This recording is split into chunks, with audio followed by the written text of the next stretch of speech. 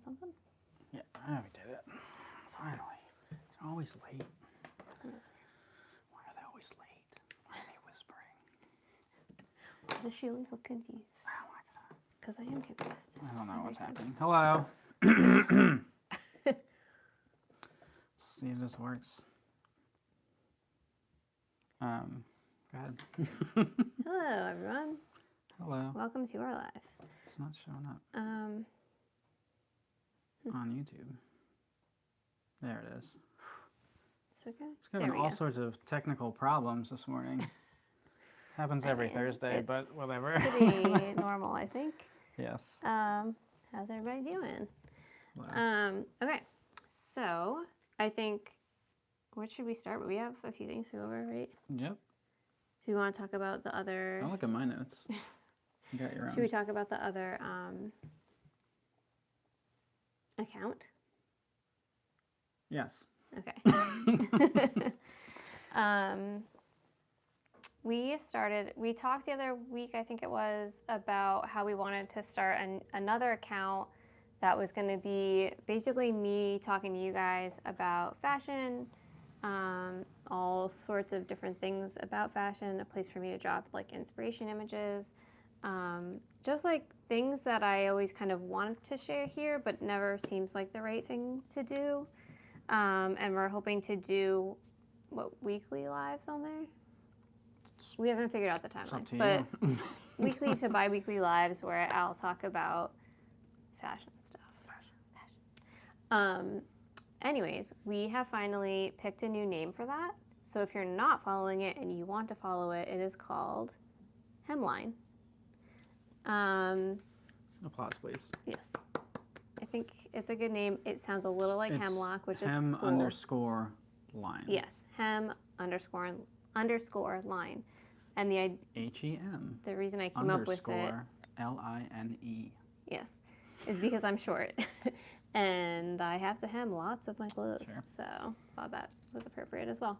So Hemline, if you want to go follow that, that's where we're going to start dropping a lot more inspirational images. Just things that I love that I'm constantly collecting anyway. It's more industry related than Yes. like perhaps what we talk about here, which is mostly what we're doing. Yeah, and we'll also talk about, like Nick said, like more industry type stuff. I'll talk about like pieces that I am interested in buying. We'll talk about like how to dress for the season. We'll talk about slow fashion, all kinds of things. I have lots of ideas actually about what we're going to do in there. I deleted a lot of the posts from the other one, the other account that was there already. Yeah, oh yeah, so if you added an image of her. With the Maeve bag. And the bio's not done yet, so don't make fun of me. And if you were already following, what was it called before? Zoom bag experiment, then you're already following it, but it will now have a new image and it'll be called Hemline. So yeah, so that's coming. We're in the works. We're making it happen. I'm really excited about it.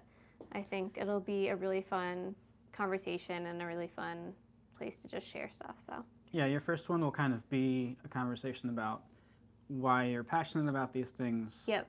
What kind the account hopes to be. Yeah, an introduction to me, my background, and what I hope to do with it, basically. And then answering any deeper level. Yeah, and none hopefully of the surface hemlock and hide stuff. Well, here we talk a lot about like bags. Our bags and business, and you know, that sort of thing. So it'll just be like, yeah, it'll be fun, I think. Yeah, I mean, I'm excited. Yeah. Yeah, there's lots. I think I'm just gonna make for a really good conversation. And we'll do like podcast recommendations. I have lots of ideas. Anyways, okay. What's next? I did our first blog post in a series that I have kind of scheduled out through the end of December. Mm-hmm. And this one is about how to care for your leather goods, especially vegetable tan goods. We get that question all the time, and I finally decided to put it into like a document, and then I sent it to you. I also, if you're on the email list. I put it, yeah, it's going out, these are going out through emails. So the first one, this one, is also a blog post, so it's on our website, so you can get a feel for what that is. Mm-hmm. But they're kind of going to be geared towards informational. The next one is going to be, I don't remember, but there's one. Wasn't it about buying quality clothing or something? That's October. Oh.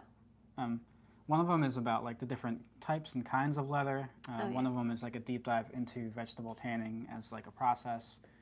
So if you're looking to learn more about that kind of thing, you can sign up for our newsletter and become knowledgeable. There you go. Okay. Is it just the two of you making bags? How many can you make in a week? It is Hello, just the by the two of way. us.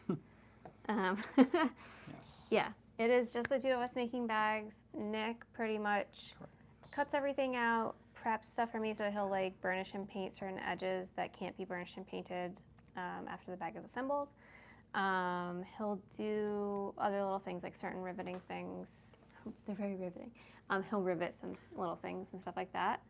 And then he'll pass that off to me, and then I'll take those pieces and assemble the bag and finish it up.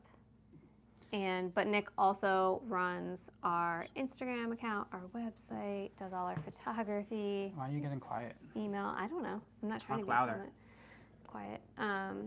Yeah, so it is just the two of us. I'm pretty much designing and making and sewing everything for the most part. Nick helps me with that, and then he runs more like the business end of stuff. Do we sign up for the newsletter from your website? So good question. At the bottom of our website, there's a sign up. So that's the same place. So it's all the same newsletter. So you just go to the bottom, put in your email. Yeah, go to the website, at the bottom, you can sign up for the newsletter there.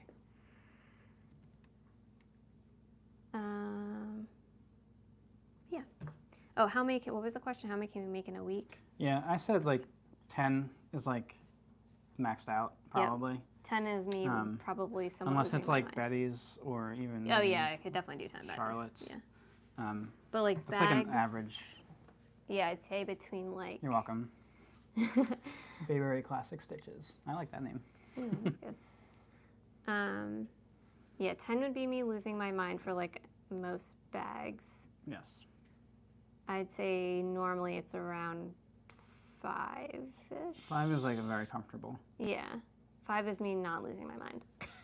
But I can obviously do it sometimes. Yeah. It depends on the bag. So certain bags, like our new MiniMav bag, if we made one bag in one color all the time, yeah, it would probably be much more. But the way things kind of shake out makes it interesting. It does. Yeah, that's a good question. I could probably make one a week. Yeah, it is time consuming. We got a process, I think. We do. And it's interesting too, because every time I design a new bag, it will take me at least a month, I would say, of making that bag before I really get in the groove of like streamlining the process to make it as fast as possible. So in other words, like I know the first step I have to do maybe is this one thing. And once I get that to a certain point, the edges are burnished painted and they need to dry. So while that's drying, I need to be doing this other thing so that will be done when we get back. You know, it's a lot of figuring things out and kind of like getting it all working and flowing quickly.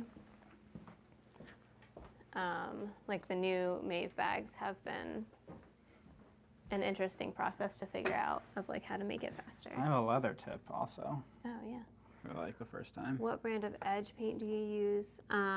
We work directly with a manufacturer to get our edge paint. And we kind of have to buy like pretty large quantities to make that happen. But ones I recommend would be Uniters and Vernus.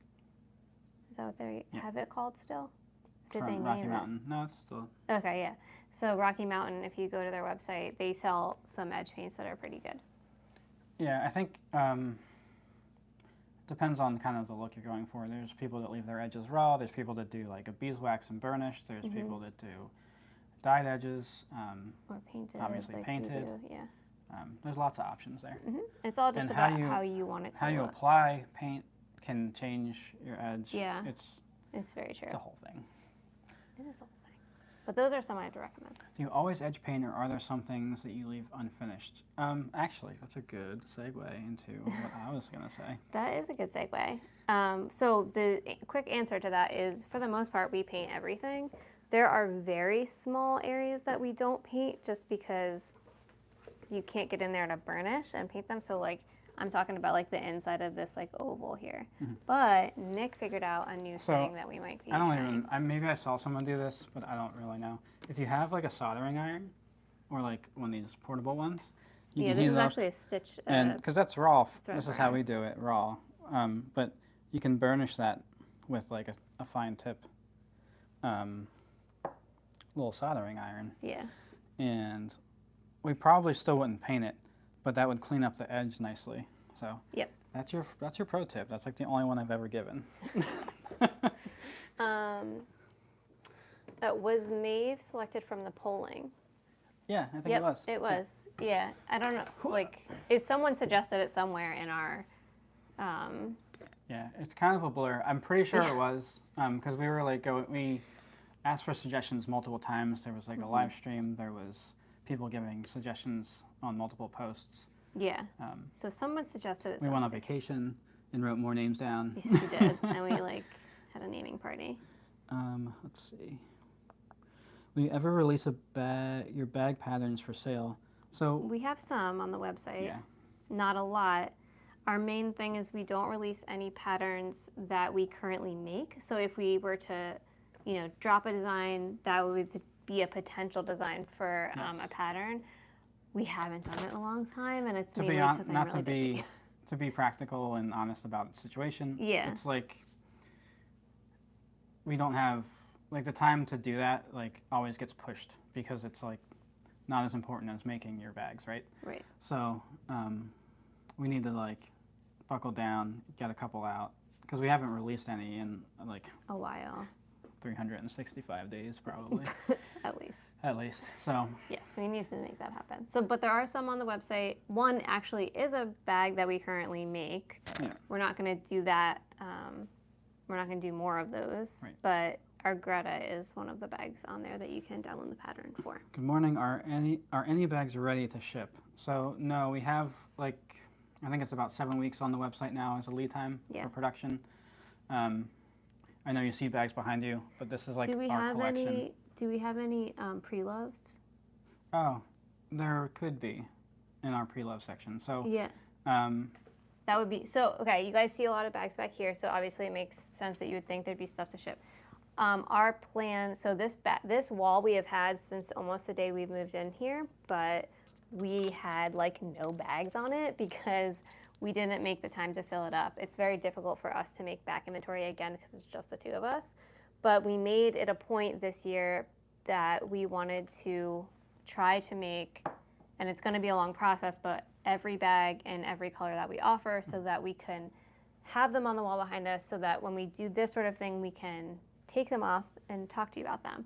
So that's what that stuff is. However, we do have a pre-love program where someone purchases a bag from us, they use it for a while, they decide they want to buy a different bag or what have you, can send the bag back to get a discount on your next order. I can't And remember we if do this have, one's posted I think yet. we do have a but couple. This is an example of a pre-loved bag. This is our Phoebe. It's worn very nicely, Yeah, that's a great example. and you can see how the leather kind of changes over time. This is our English tan color.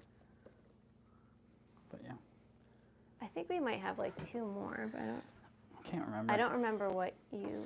I don't look at that section very often, so that's part of it. We find using a fine pointed Q-tip to help get dye and toconol into small spaces. That's a good, that's a good tip too. Mm-hmm. Makes sense. I think we're behind. Yeah.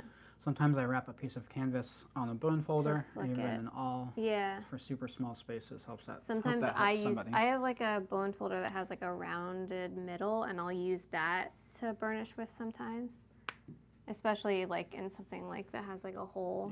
Yeah. Do people often stop you and ask you about your bags? We don't go outside very much. I was gonna but say when we lived in the city. when they do, yes. is it a proud moment for you? Yes. Of course.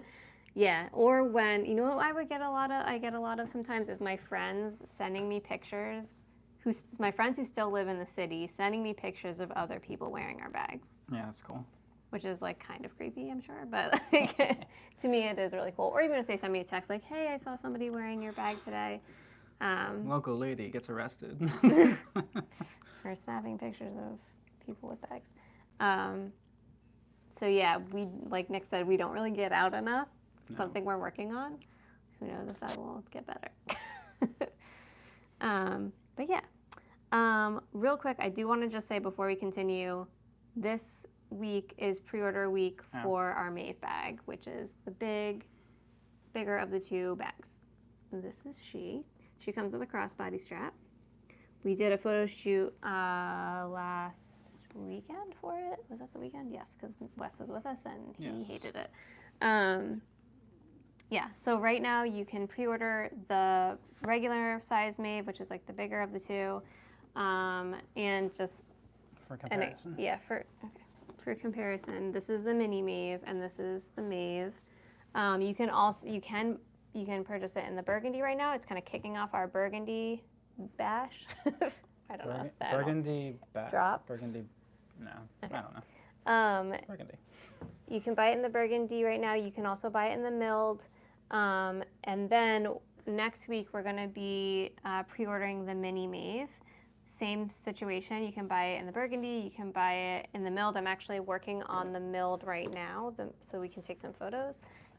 We're just doing an olive one. You can see what she looks like.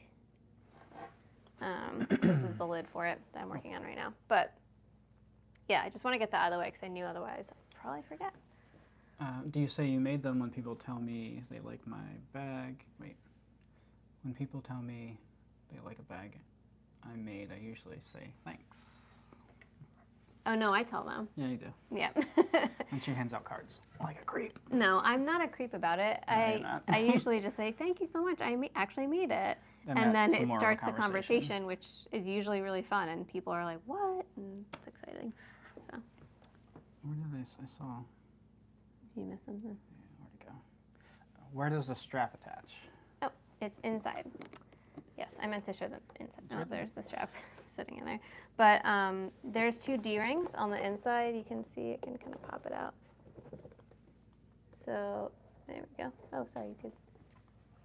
Yeah, there's 2 D-rings on the inside, and so you attach the strap there, and then you have a crossbody bag or an over-the-shoulder bag, whichever you want to do. Yeah, where'd you go? Lost him. Good question. Amazing design. Thank you. I kind of imagine the big one as more of a handbag style more often, but yeah, I love both of them.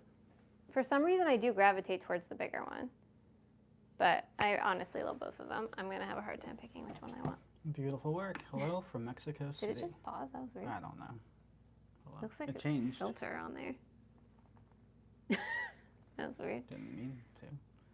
Are most of your bags unlined? Phenomenal question. It is a great question. So, all of our leather is, I'll just show you guys a random piece. All of our leather is, first of all, it's vegetable tanned. It's also dyed on the back and finished on the back side. So, the inside of most of our bags is unlined because you have finished dyed backside. So it's nice and smooth, it's not rough, it's not going to pill up on you or anything like that. However, all of our milled bags are fully lined. With more milled. With more, yeah, with more leather. I'm like, how can I show you one? So regular bridal, no. Milled collection, yes. Correct. That's like the fast way. So this is our Boda bag in black. You can see it's milled, that's that pebbly texture. It's going to be a bit of a softer leather, and inside, I don't know, can you can't see tell. it? It's also black leather, so. It is. It's more milled leather. It's pretty bright here, and that's like a black hole of darkness. Yeah, I don't know why I chose black. I guess that's not very helpful. But it is lined. Yeah. The Maeve reminds me of a bag that Queen Elizabeth might have carried. Oh. Ooh, very classy. Yeah, yes. I can Everyone's see that. comment is that it's very classy. She wore a classic. specific brand, someone told us. Queen Elizabeth? Belval. I think it probably was British, would be my guess. Sense. But that sounds French. So it's like D-L-V-A-U-X. I'm probably wrong. Anyway.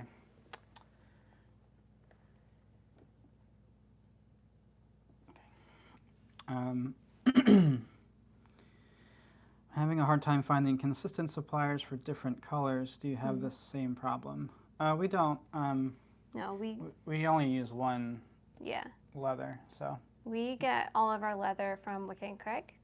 They're a vegetable tannery in Pennsylvania, which is the state that we live and produce in. What are you looking for? Because usually when you're getting like a specific, if you're getting a color they make, then it's pretty easy. But if you're getting a color custom made, yeah, then you gotta buy a certain amount to make it work. Yeah, so like Gotta buy a drum. our cerulean color is like 30. a custom color, but we worked with the tannery with Wicked and Craig to get this color made, so we had to buy a certain quantity, like Nick said, to make that happen. But yeah, we get all of our leather from the same place. I'd say it's pretty consistent. Pretty consistent. Yeah. Came from YouTube. We'll probably grab the Penelope bag pattern. Oh, Cool. awesome. From Oh YouTube. yeah, that's this bag. well, kind of. It's actually, and the Penelope on the website is not a crossbody, but like a sling bag. Yeah. The way that the strap attaches, you could totally do it this way though. But our domestic, of course, we make this bag as a crossbody bag. But yeah, that's another bag that's on there. Let's see. Should I talk about this or no? Talk about the smaller one. Yeah. I kind of. If you don't want to, we don't have to. I feel like not yet. Okay. Let's do, so update really quick on cerulean pre-orders. All of the mini batteries in cerulean went out the door early in the week, right? That was this week, right? Except for the milled. Except for the milled. I'm so those are finishing going that out. up. Yeah. And then once that's done, oh, and also the big batteries. So once the milled batch Cerulean. is done in cerulean, then it's Mini Chloe's and Charlotte's are next on the list to be produced. So if you're waiting for either of those, No, wasn't it Mini Shelby? I thought you said it was a Mini Shelby. Mini Chloe's and Charlotte's are next, and then the following week, hopefully, we'll Oh, do got Sally's it. and Mini Shelby's. Okay, I mixed them up together. And then cerulean pre-orders will be done. Yep. Which is crazy. Until she comes back again. She's already back. Oh, she's back. Just kidding. Forgot. What's your best-selling color consistently? So that's a very interesting question. That is a good because question. I was running numbers on that, and at this point it has to be black. Yeah. So literally up until this year, it has always been English tan. Right. Which is this color. Always. It has always been English tan. However, this year, it's Not so definitely much. not so much. Which is weird. It's lower as far as the colors go. Which is totally unexpected. It is for our unexpected. entire Like, company history. Exactly. So with that being Black said, and tan were like black neck and neck tan were always neck and neck. So I imagine that this year black has won. That was unexpected. Yeah. Because it's also just a classic color, and It it's is, also yeah. kind of, in my opinion, in the same vibe of like the burgundy olive that's happening in the world. Like it's like it makes sense with those. Yeah, it's a classic color, like you said. So. I do, like, on a personal note, feel like trend-wise things are definitely going classic, but in a darker, richer direction. I can see the tan as being slightly more casual. And I think part of that is just people going back to work in the office again and things like that. I mean, there's lots of different reasons. Obviously, runway's part of that too. But I think that's why black is going up, and why I also expect burgundy and olive to do really well. For us specifically, also, like spring is usually when people would buy that for us. But red was like so strong that it's completely possible that it just kind of cannibalized it. That makes sense, because that does make sense. Could totally do that. But yeah, that's a great question. Yeah, really good question. And it always changes. Yes, it does. I feel like we get like bursts of color. Like I'll see like a bunch of people, oh, I'm ordering olive, I'm ordering navy. It's so weird. I'd say it's like a bit seasonal and then a bit just like what's going on in the world, like trend stuff. All right. Should we talk about this as an idea? Or just not at all? I want to wait till next week, and I right. have a good reason, and we can talk about that later. It's fine. Fine. She's telling me not to talk about something. I know, isn't that weird? Which is weird.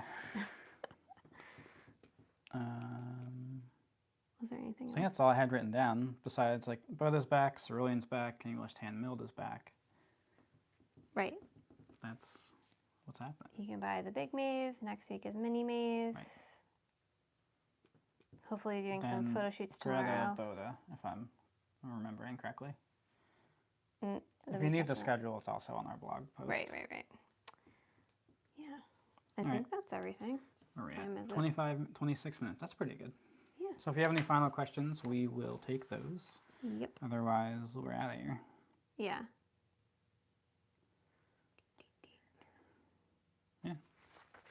Oh, the MiniMav, I put up a post for just this one. If you want to sign up to be notified when it comes back, Oh, yeah. you can do that. Also, does it have dimensions listed? It does. Some people were asking, like, what are the dimension differences between the MiniMav and the Mave? And so now you can go on the website and see that. The main difference is obviously the size, but also the interior. So the MiniMav is just one open interior area, like that. There you go. And the big Mave is, first of all, this is like an accordion here. There's a zipper pocket with 3 card slots and then a bigger area in the back. Also to note, I said this last week, but our Betty and our Sally, which are our 2 wallets, so the big wallet and the small wallet, fit in both bags without an issue. But yeah, so you can see that now. Oops. There's 2, I think that. Oh. How did you transition your business from a hobby to a full-time income? Oh my gosh. Whew. Step 1. Yeah. Be brave. Be brave.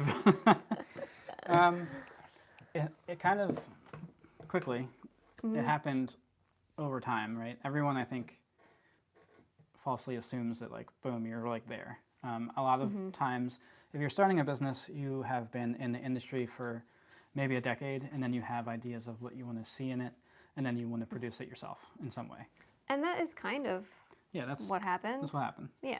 And that's generally how businesses get formed, and then you take the risk to see if it's possible. So we did it step by step, basically. Yeah, we did it very slowly. A spare room in our house became our studio. We always had a studio space because we painted and did like illustration art and stuff like that. Nick and I went to school for illustration, so we've always had a space where we can make stuff. Yeah. It had a place for painting, sewing, whatever it was, because we were just always making. It's just our life. Once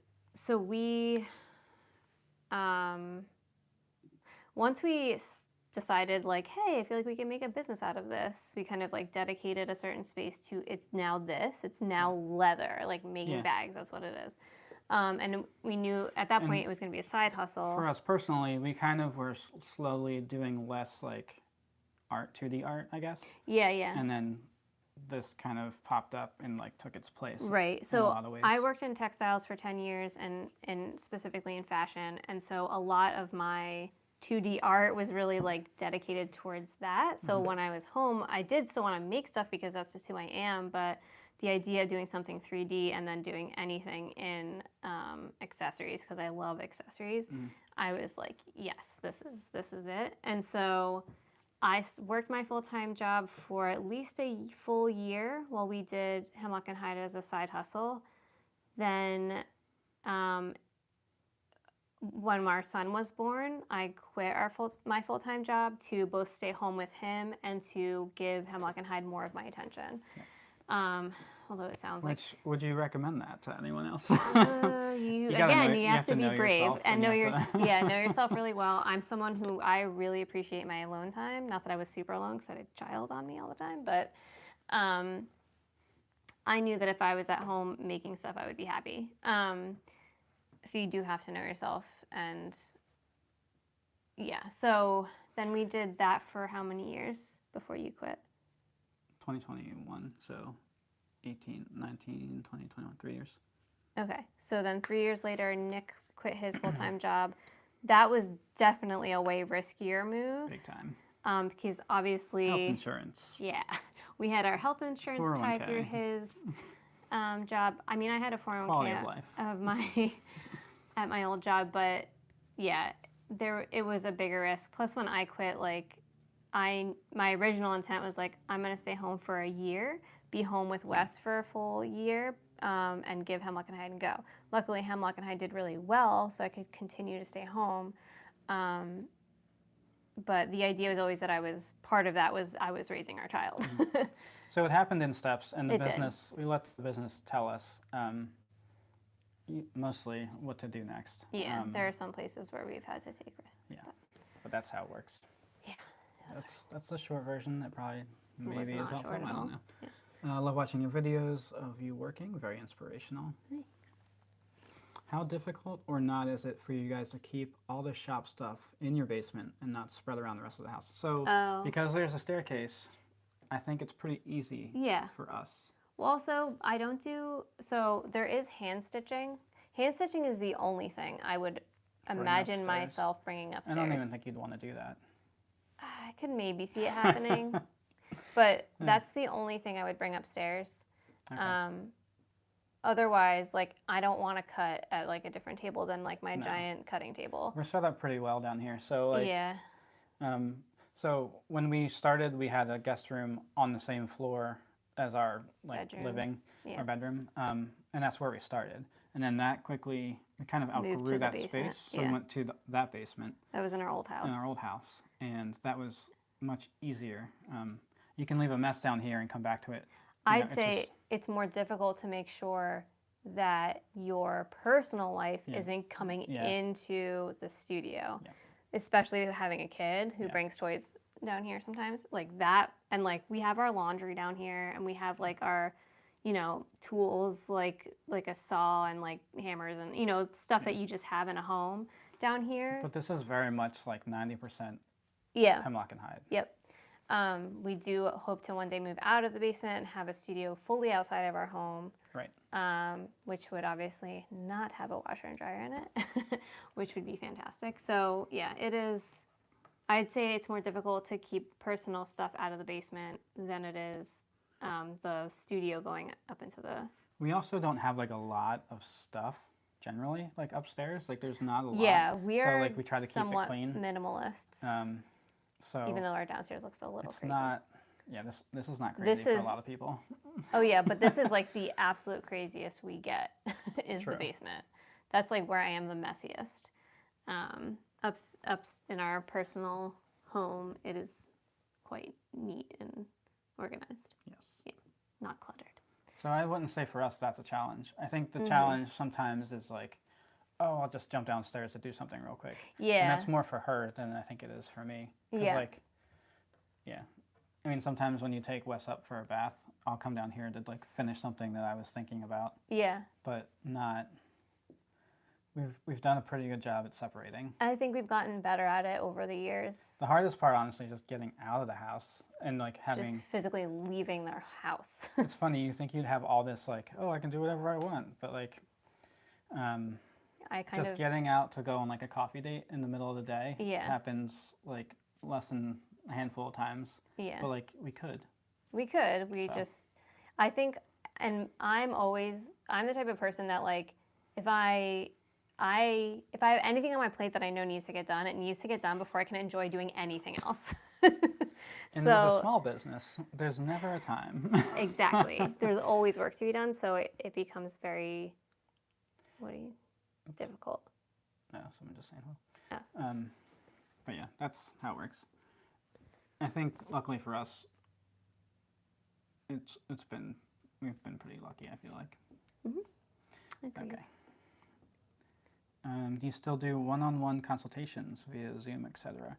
Yeah, so we do. I do have a that is part of our business. page on the bottom right. We don't talk about it very often, but if you click on that, there's a page there, and it kind of gives you like an outline of what we do. And then I can send you, if you do that and that sounds like something you want to do, I can send you a form that you can fill out, kind of like a questionnaire, to make sure that we're like a good fit for each other. Usually I require people to have at least a full year of data and a website on their website, so that we can have something to talk about. It's not really fair, and it's a totally different mindset to like for the starting part. I need like 2 years is like, in my opinion, really the least amount of data you can get for like trending. Right. Even then, that's still. But anyway, yeah, that's all there. If you want to send an inquiry in there, you can do that, and then I can send you the questionnaire Yeah, and so to see be if it works. clear, what Nick is talking about is business consultation. Yes, sorry. So, And it's usually geared towards the maker Yeah. or somebody who has a small team that needs help, like with a fresh perspective on their stuff. Yep. Yeah. I do wonder though, I feel like if someone was just getting started, even if they didn't have the data, I could still have a conversation with them. yeah, but you wouldn't be able to like forecast stuff. I think the value in where it the is holes mostly are. about seeing the historical information and then forecasting trends from it. Because like with that, and when we talk about it, you can then start doing that yourself. And I think people have trouble with that part. To build it from scratch is basically what You just need to get started. I get a lot of people asking for, like, Yeah. I don't have a website yet, I have an idea, I have this, like, what should I do? And like my advice to that is going to be pretty similar across the board. So Yeah. it's not as much, in my opinion, as much value. I see. Like you have to test your idea in the market somewhere, whether that's a regular market, whether it's a website. Usually in person is the best way to get that feedback. Yeah, so you can get better feedback. So Yeah, okay, that's fair. anyway, so that's it. We're done. Yes. 36 3:30. minutes. We were almost going to be early, and then we didn't. So here we are. We'll see you next week. Yes. Maybe we'll talk about this thing over here that maybe we won't. We'll find out. We might. I have my reasons. We'll talk about No, one. I'm sure you do. All right, bye. Bye, guys. No one said anything about my haircut. Come on. It seems so short to me, though.